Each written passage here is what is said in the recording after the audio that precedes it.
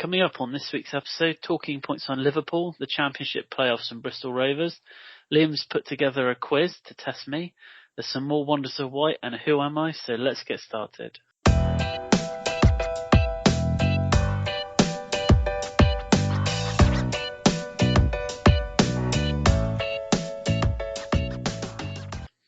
Hello and welcome to a new episode of View from the Sideline podcast. It's Chris here and Liam is here as always. Hello Liam. Hi Chris, how you doing mate? Yeah, getting a bit nervous if I'm honest. Recovered from what is probably one of the latest equalisers that I've seen. It's just another massive drop points over the last sort of 2 weeks, and sort of 4 or 5 weeks ago we were almost 9 points clear of fourth, and now it's getting less and less. And now I'm thinking, if we manage to beat Leeds on Wednesday, that's all well and good, but I think I'm actually going to want Arsenal to beat Tottenham, because that would actually secure us the Champions League, and then we've just crossed the line, even if we end up finishing fourth. But yeah, strange. Yeah. He offered it to me. I was looking over our shoulder, 2-3 weeks ago. Yeah. And a couple of good wins, and now I'm thinking we might be able to sneak top half here. Well, yeah, I did. To be fair, I thought you were playing Burnley at the wrong time, but turns out they are just as bad as they were when Dice was there. So yeah. So we've got a few talking points this week, but we're going to start with the top of the Premier League and some drop points from Liverpool this weekend. I actually, on record, said last week that I didn't think either of Man City or Liverpool were going to drop points until the end of the season, and then literally like the next game they play in the league, they end up drawing, and they easily could have lost that game. Yeah. There was a really, really good chance near the end where Bergwijn, bit of a soft header, but yeah, I thought Tottenham looked really good, and I think that's twice this season that they've stopped Liverpool from beating them as well. Yeah, and they like playing Man City as well, don't they? Yeah. Man City have beaten them for a while. I don't know what it is with Spurs. They seem to really up their game against the, higher opposition teams that are at the top of the table. They've got quite a few big game players like Son. Son is pretty consistent in most games, to be fair. Yeah. But he always turns up to the bigger occasion, and Kane is obviously his partner in crime.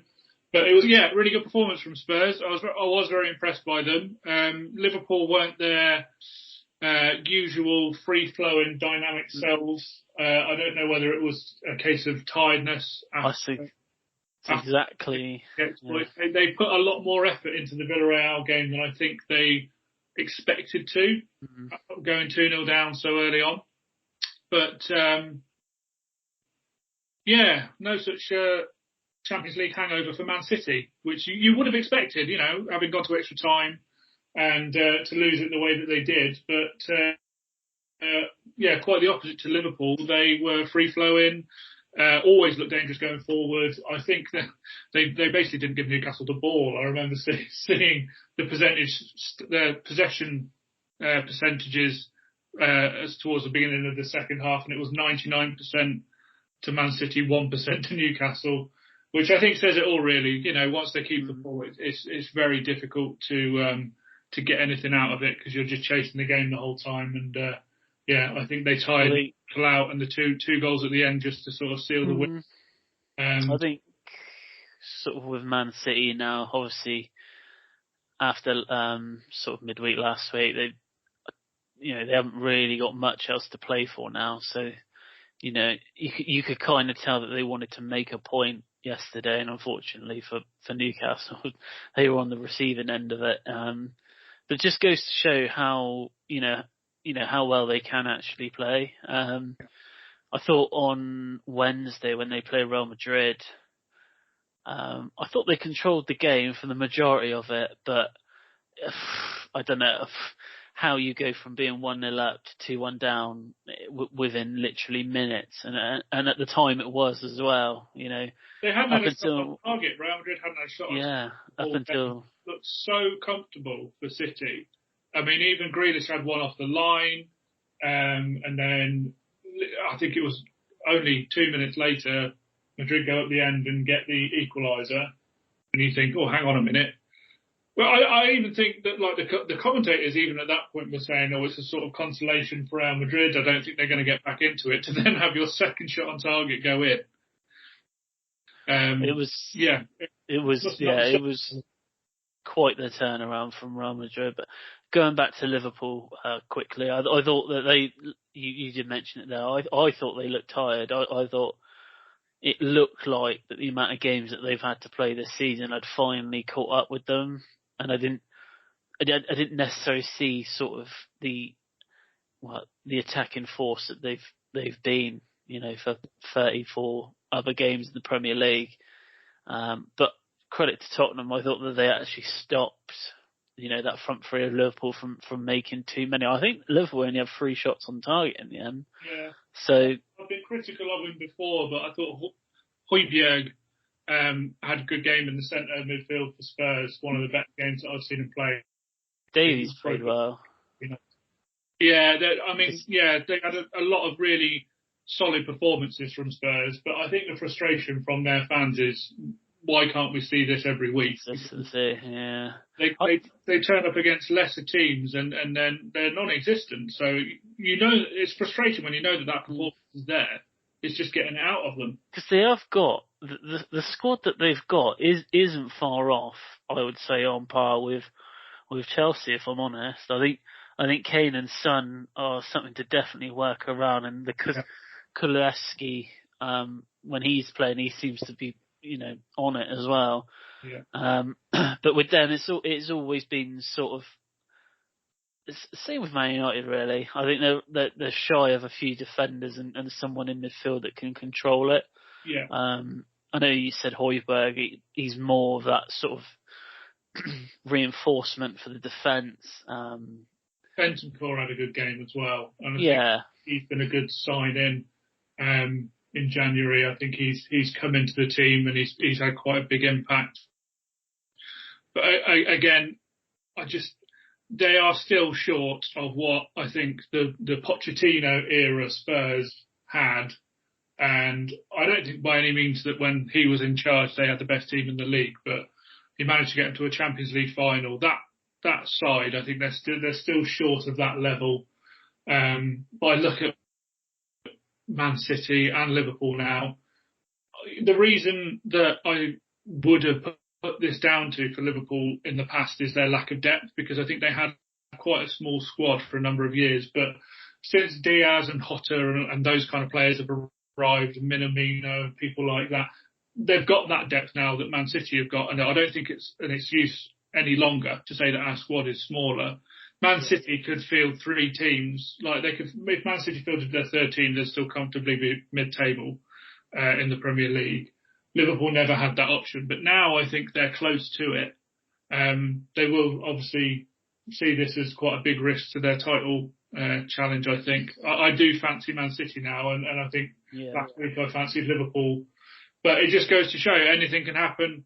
And who's to say that Man City aren't going to go and lose their next game, because they've been known to do that as well. Get a tricky away tie, and sometimes they just can't seem to put the ball in the net and lose 1-0. Well, let's just hope that we get that tired-looking Liverpool side on Saturday in the cup final. I highly doubt it, but I hope I get the terrible Man City side on the last game of the season. That would be lovely.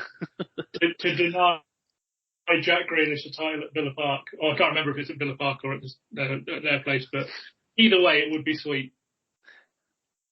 So, playoffs in the Championship was decided this weekend, where Sheffield United and Luton both won and Sheffield United beaten Fulham 4-0 as well.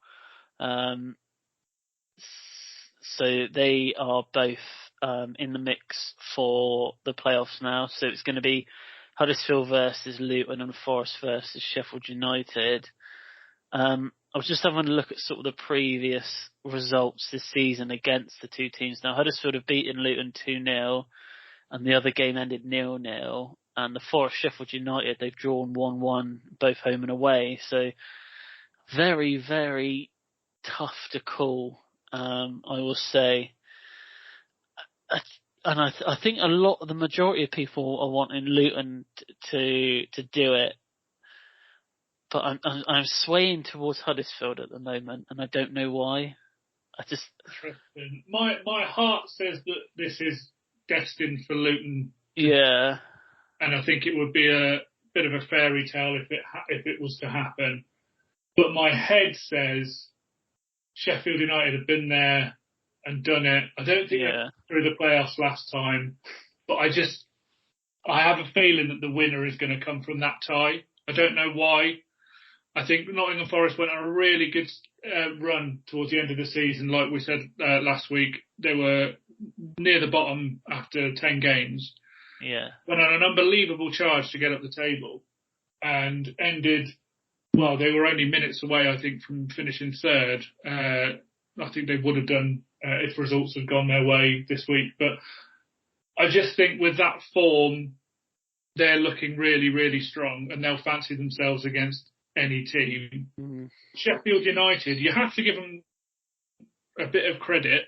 They've kept the core of that side that was in the Premier League. I know they went down quite badly, but I think that was just a freak year. I mean, we all saw the year before what they could achieve when they were, pushing for Europe at times. So I think the fact that they kept the core of that side, Sander Berger's still there. I know they've kept a pretty similar defence. So I don't know. I just think the winner's going to come out of that game. That's going to be a really tough tie, but I just don't think Huddersfield and Luton are as strong as the other two. No, I saw a graphic online earlier to say that Luton had only spent £1.5 million this season, and you compare that to the teams that are in the playoffs with them. Yeah, it's huge, but it's just so close, and I think I don't know. I just got a feeling about Huddersfield. I'm not sure why. But I think form-wise, I think they are probably the most informed team going into the playoffs. And it would be a shame for Luton,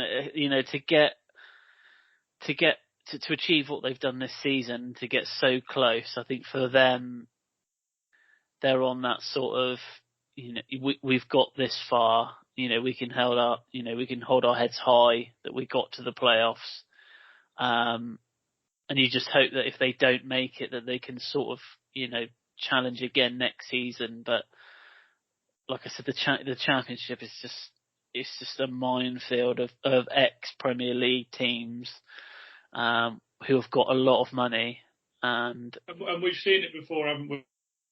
Where a team with the budget of Luton get to a certain point, and if they don't go on to the Premier League, if they don't win the playoffs, next year you're looking at, I mean, how likely is it that Norwich or Watford are going to get rid of their manager early on, or West Brom, who are still in the Championship?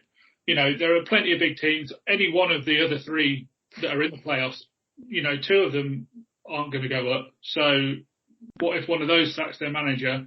The first person that's going to be up for that job is going to be Luton's manager. And you're going to be looking at, I know their squad itself, it's quite old. I know they've signed a lot of sort of ex-Premier League players, but I think there's going to be a lot of teams that are going to be sniffing around a few of their standout players from this season, a few big Championship teams that are going to want it. And it's going to be really hard to keep it together and challenge again next year if they don't make it. If they do, then everybody will stay. But if they don't make it at this attempt, it's going to be very, very difficult to challenge again next year, I think. Yeah, well, those games, I think they play Friday, I think. Yeah, I think the Huddersfield Luton game is on Friday, and then I think the second leg is at actually on Monday, I think. Monday or Tuesday next week. So we may know by the time we do a next podcast if one of Luton or Huddersfield have made it into the playoff final. Luton. Everything in me is backing them. I really hope they do it. Yeah, I think a lot of people are. I think if you did a poll on Twitter, I think a lot of people would come back saying that they'd want Luton to go up. So we will go to what is probably the result of the weekend, or possibly in Bristol Rovers history. I can feel the unbelievable. Unbelievable. It's one of those freak results that you see very rarely, and at the same time, knowing that you needed 7 goals and going out and getting 7 goals is quite unbelievable. I mean, Joey Barton has done very well with the resources that he's had, and he's had a lot of going on in his personal life as well, I believe, this season. So, to do the job that he's done, and to get them in the position where they look unbeatable. I think in the last 12 games they've won 9, lost 1 and drawn 2. So they've certainly earned their right to go up. But yeah, remarkable.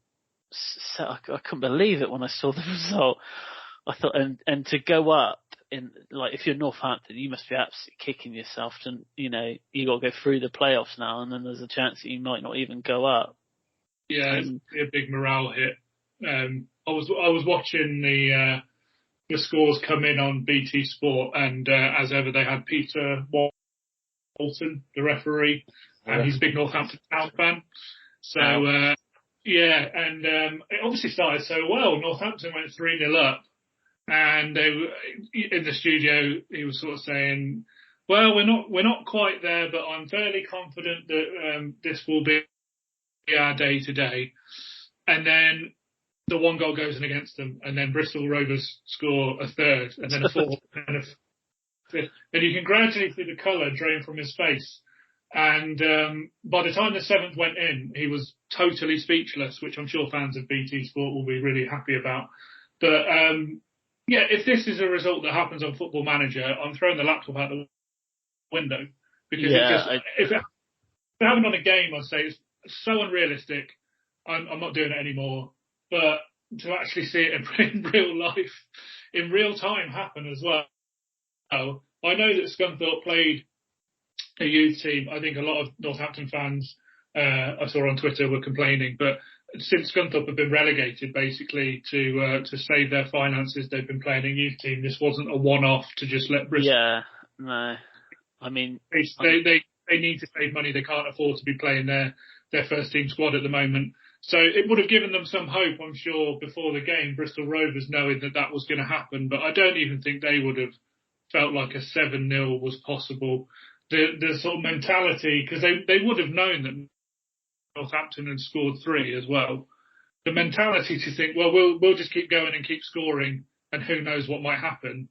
When Northampton got to 3-0, I'm surprised they didn't go, well, that's it. It's game over. There's no way that we're going to get 7 goals.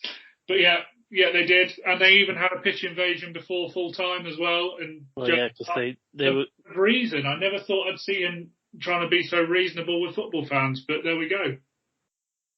Did you know Glenn Whelan plays for Bristol Rovers? I didn't know. Is that where he is? Yeah. He played the whole game.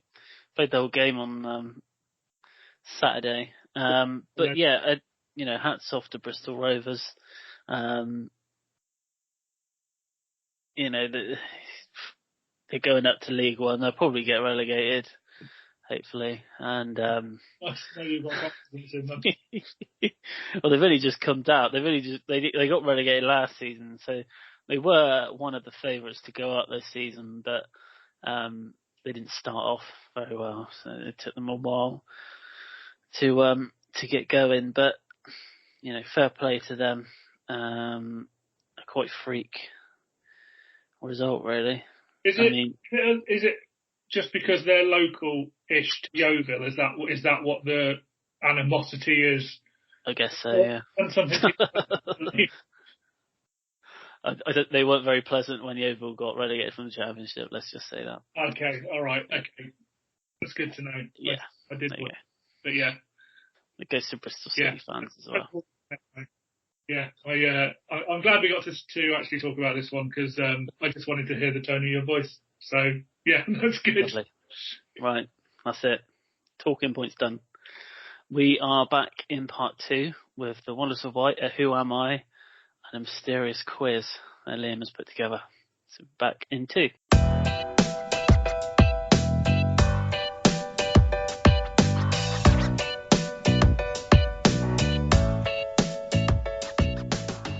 Welcome back to part 2 of this week's edition of View from Sunderland podcast. We're going to go straight into the Wonders of White, and I managed to dig a Chelsea one out. Unfortunately, it's the Chelsea women team. So they won their third consecutive league title yesterday. Yeah. I don't know if you saw. Yes. Came from behind to beat Man United 4-2. And yeah, and Emma Hayes notching another trophy on her trophy room must be packed. Yeah. She's won so much at Chelsea, and I honestly think when she decides that enough is enough at Chelsea, because there's probably only so many more years that she's going to want to do it, because she's probably got aspirations of actually becoming a manager in the men's league. Do you think we will see that? Do you think she'll make the crossover to the men's? I would love to see that league? Because I think when the Euros were on, she was incredibly knowledgeable as a commentator. So in one way, I would like to see that because I'd like to see her commentating more. But yeah. I think, she's got more than enough knowledge. Obviously, the trophy cabinet, like you say, is absolutely stacked. Yeah. I don't see why a team in the men's league wouldn't give her a go. She obviously knows more about the game than pretty much most people. So why not? Why not give it a go? Yeah, and she's built a very, very strong competitive side as well. So you know that she's got a sort of winning mentality. She wants to win trophies, and it's not like the women, they're spending millions and millions on players. She's just got, she's got a squad with a good work ethic. Did you know Reece James' sister plays for the women's team? Yes, I did. Didn't he go to watch her as well, doesn't he? When she Yeah, which is good to see. And, I think that she will cross over to the men's game, Emma Hayes, in the next couple of years. I'm not saying she's going to get a top job, but, I think she is worth a try at least. I don't think the issue is going to be with whatever team she takes charge. I think the game itself has moved on enough. Yeah. That it will be totally accepting. Yeah. But you are going to get those so-called fans, people on Twitter, people on Facebook and all that stuff. Yeah. Yeah, basically that are going to kick up a stink about it and are going to moan about it. But I mean, if she thinks she's strong enough to take that, then I don't see any problem. I can see her picking up like a League 1, League 2 job, and I hope she proves them all wrong, to be honest. Okay, next one. Leeds have set a Premier League record when they notched their 95th and 96th yellow cards of the season. Jesus Christ! Wow. Did you see Aylin's tackle? I did, yes. I saw the second half. I thought the highlights of the match of the day. It was a bit of a shocker, to be honest. No complaints there, really, surely. Although Rafinha tried his best to get sent off with him. There is that. Which was I don't know what he was moaning about, because it was clearly two-footed and... Well, he's going to miss the rest of the season now. Yeah. So stupid, really, but never mind. So the next two are Man United related, because I don't feel that we've talked about Man United enough this week. And obviously I'm not one to bring misery to them, but let's just say they're not positive stats. before Saturday, Brighton had never won a Premier League game by 4 goals. So there's the first one. Oh. So Brighton have set a new record for themselves, and unfortunately Man United were on the receiving end of that. And the second one now is that Man United will notch their lowest ever points total in the Premier League this season, because they cannot beat their record, which I think was David Moyes, 2013. So yeah, so they. I think they sent you a message after full time, but when I first started watching football in the mid-90s, Brighton survived relegation from what is now League Two by 1 place. For 2 years running, they were bottom but won the whole football league. And Man United were incredibly dominant around that period. I know Arsenal won a bit as well, but it was that Fergie United team.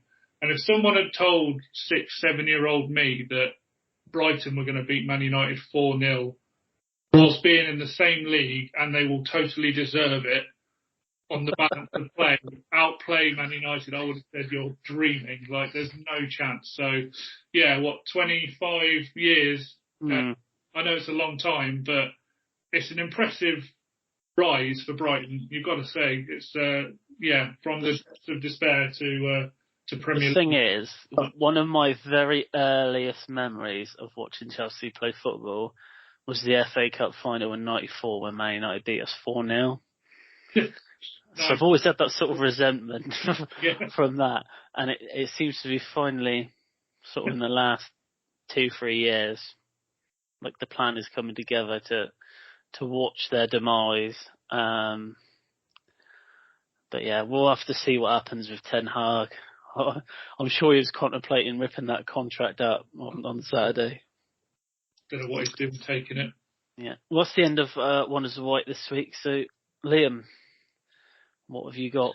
Yes, bridge time. So, as we've spoken quite a bit about promotions and playoffs in this episode, I thought it would only be right for this week's quiz to be based around promotions and playoffs. So, 10 questions. Not quite sure how this is going to go. No. I think I reckon 6 or 7 is a pretty good score, but you might get some more. You might not. Go on then. So for this first question, I'm going to give you 1 year either way leeway because it's fairly difficult. So I'm going to give you either a year further back or a year nearer to us. But in what year were the playoffs first introduced?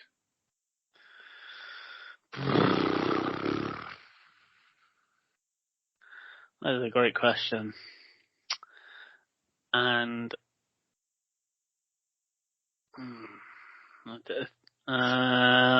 tricky. It is quite a tricky one. It's a tricky one, but it was before.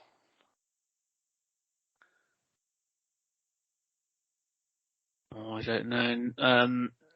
19.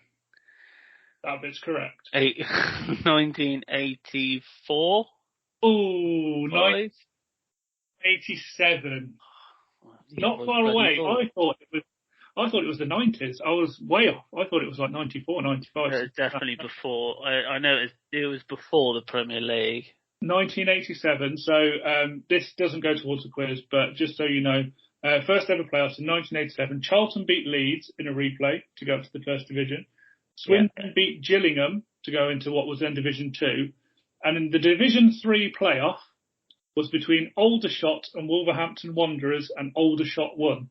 Yeah, but Aldershot were a really good team back then, but they went into administration. That's why they are where they are now. So they beat Wolves in the 1987 Division 3 playoffs. Okay, that was quite a tough one to start with. I think it gets a bit easier from here on. So, question number 2. In 2005-2006, which team broke the record for the total number of points in the championship season?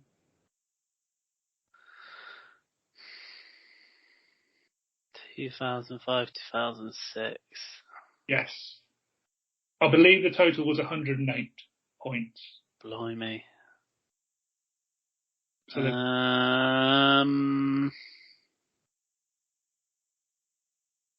so who would have been around? So possibly Hull. I don't think it would have been Birmingham if they were up and down. I mean, Reading were. Yeah, I'll go Reading. correct. Reading is right. What if Leroy Lita was playing for them at that point? I think he was, and I want to say he ended the season as the top scorer. I had a look earlier, but I looked at different years. But yeah, I think it was around then. I think I vaguely remember them. Correct answer. Doing that. I think when I was doing a quiz a couple of weeks ago, I think I saw the answer to that somewhere. My questions. How dare they? Question number 3. Yep. Neil Warnock has won a record 8 promotions. Can you name any team that he's won promotion with? Any team he's won promotion with. He's won promotion with one team twice, so there are 7 teams that you could guess. Neil Warnock. I mean, he's managed pretty much every team. Or just Crystal Palace? He has not won promotion with Crystal Palace. No, he's won promotion with Scarborough to take them from the non-league into the Football League. He's won 2 promotions with Notts County. He's won promotion with Huddersfield, Plymouth, Sheffield United and QPR, and finally Cardiff in 2018. Cardiff, Sheffield United was probably the other team that I was thinking of. Yeah, the famous. I think I can't remember if it was a documentary where he's in the. He's just shouting at him, isn't he? Yeah. Total abuse. I think he even hit one of his own players or something. But yeah, okay, 1 out of 3. So not a great start, but chance to redeem yourself. 2 teams have won promotion to the Premier League 5 times. Can you name either of them? And it's not really a clue, but obviously Fulham and Bournemouth have won promotion this weekend, and it's neither of them. Just think, he's thrown me a curveball. He's thrown me a curveball. So it's not Fulham. It's neither Fulham or Bournemouth, because I didn't include their promotions because I think Fulham is 4 and now Bournemouth is 2.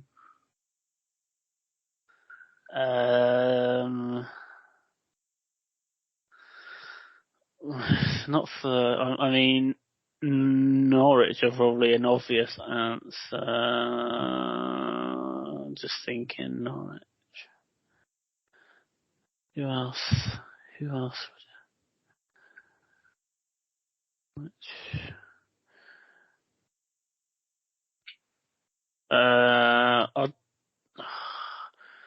Then Sunderland.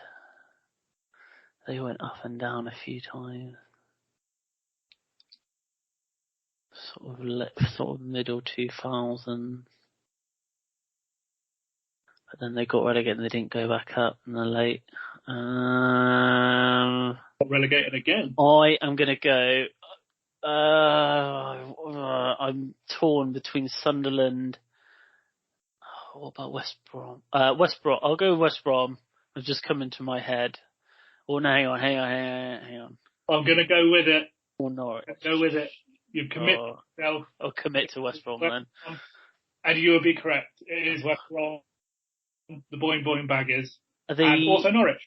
Norwich were on there, were they? Yeah, Norwich. Oh, there you go. Was Sunderland on there? No, Sunderland aren't. I think Sunderland were either 3 or 4. I can't remember which. But yeah, the only 2 teams promoted to the Premier League. I thought it was probably Norwich or West Brom. Norwich and West Brom. 2 out of 4. 50%, not bad. Okay. Question number 5. In 2008, Hull City beat Bristol City by 1-0. But which Hull and Bradford legends scored the Dean Windass. Dean Windass, correct. It's literally the goal that they play every single time a playoff final happens.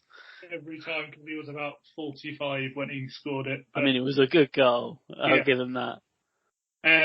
Cool. 3 out of 5. Well done. Question number 6. Who guided Newcastle back to the Premier League in 2017 after their relegation in 2016?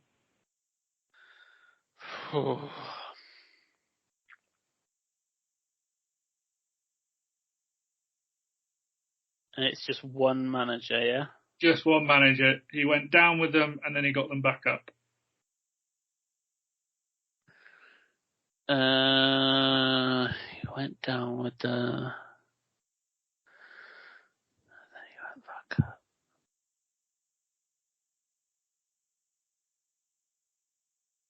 It amazes me that you were straight in with Dean Windass. And It's just literally because... I'll be honest, I got to this point in the quiz and I thought, I'll put an easy one in for him.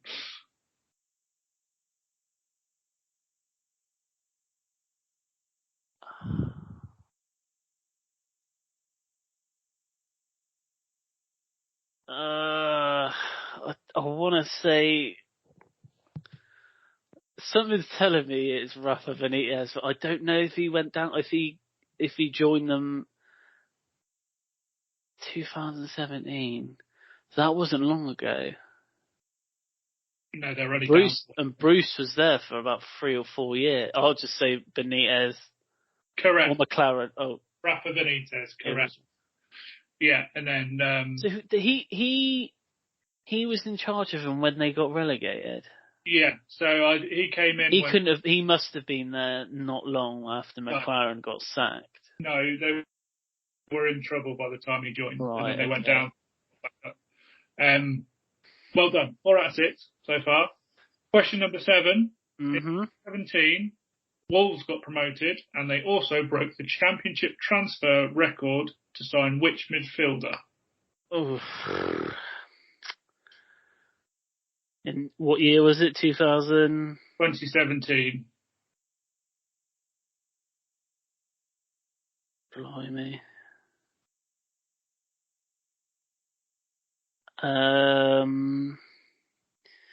I actually have no idea. I mean, do you know how much it was for? It was just over 16 million, I think, according to the transfer site that I saw earlier.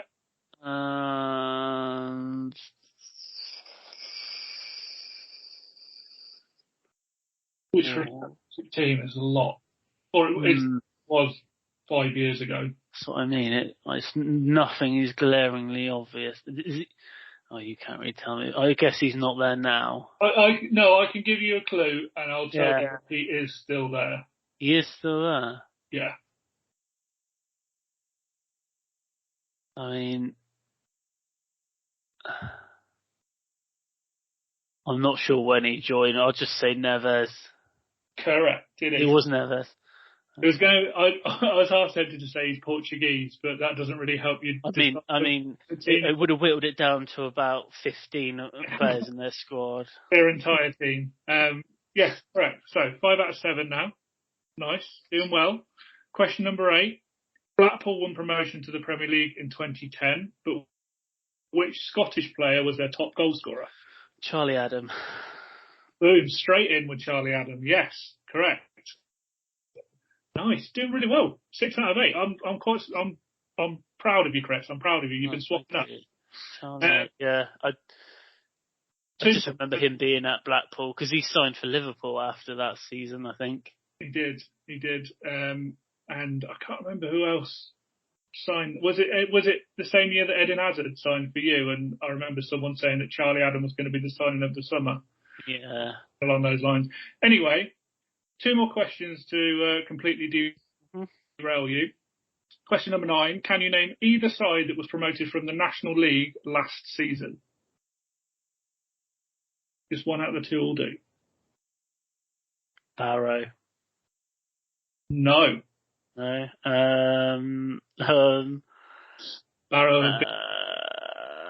Or Sutton United. Sutton United or Hartlepool, but I can't give you that one. Barrow was the first answer, I'm afraid.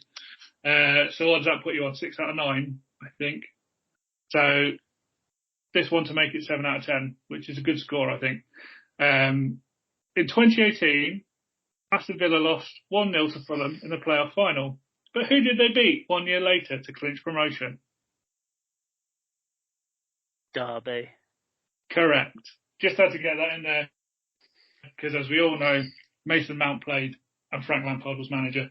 Just wanted to get that little dig in to the Chelsea. James was playing as well, wasn't he? Who was? Reece James was playing that day as well. I know Tamori was. Oh no, it was Tamori. Was yeah. That day. I don't know about Reece James. I don't know. He might have joined on loan. He had so many Chelsea players on loan that year, to be fair. So well done. 7 out of 10. That's a good score. Cool. So we're going to move on to the Who Am I for this week. Let's just say the person in question is well travelled. So I'm going to give you the years that they spent at the club, and then that will give you a rough idea of probably how old this person is. Okay. Is there any clubs that I need to take note? I will. 1, 2, 3, 4, 5, 6, 7, 8. He's had 8, and then the 9th he's at now. Okay. And I have a clue. Okay. Which you can have now, because it's not a huge clue. Let's see how I get on so far.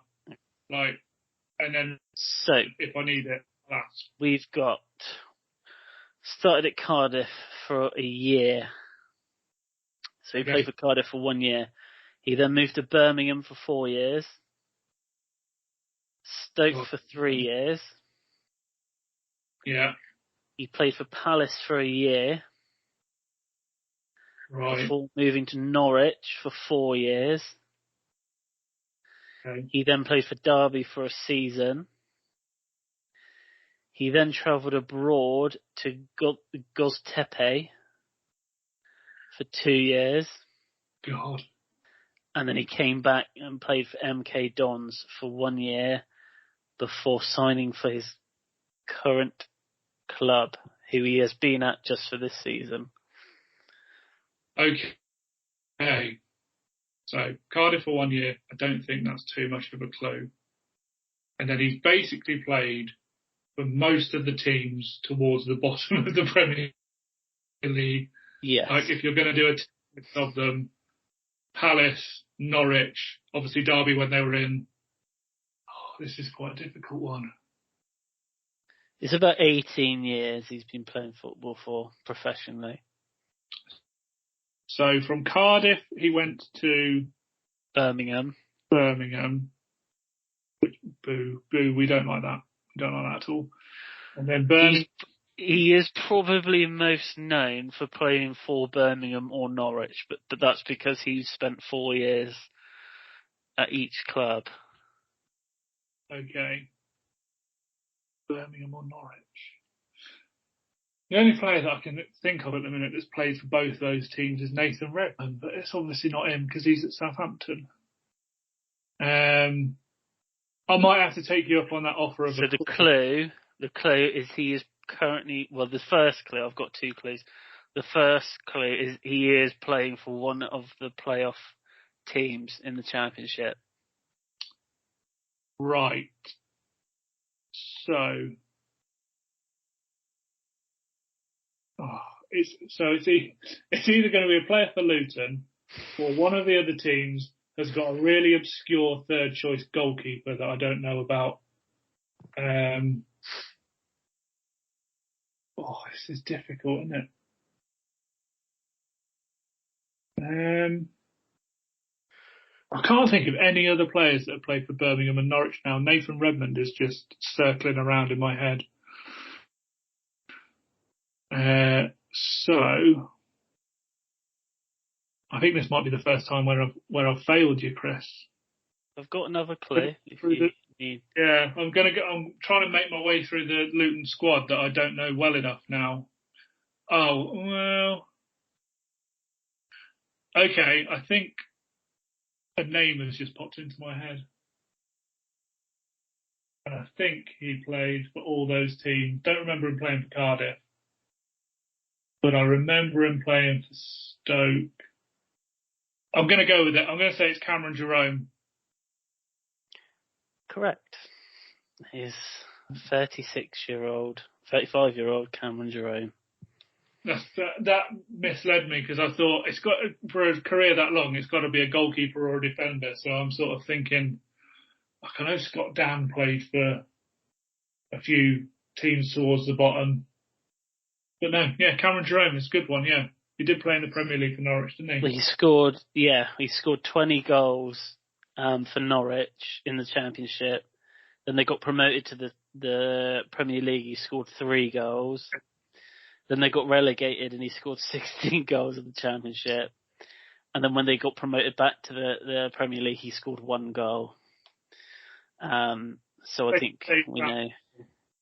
The Cardiff one was a bit of an iffy one because that's where he trained as a youth player, and he actually did make 1 appearance for the Cardiff team. Okay. But weirdly, so I don't know what happened. He played for Cardiff in 2005-2006, which would have been around the time maybe they were in the Premier League. I'm not sure. But there's no recollection of it, of him playing football between 06 and 07 season. Oh. Doesn't say he played for any youth team. Doesn't say he was signed for anyone. So I don't know what happened.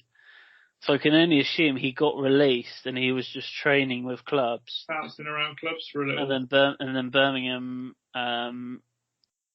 took him up on the on the deal. But yeah, he played in Turkey for Göztepe. They're not a very good Turkish side. No, they're currently 19th out of 20.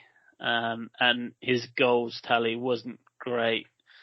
He played 28 games the first season. He scored 5, and he was sent off in one of the games. And then the season after, he played 22 games and scored 3 goals, before moving on to MK Dons in League One, and he scored 13 goals in 34 games. So didn't do too bad when he went back.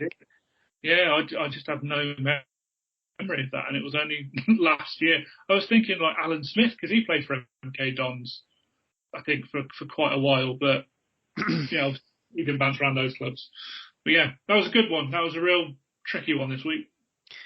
Made you think. Right, that's it for this week. Anything else? Nothing from me. Cool. So we'll be back next week.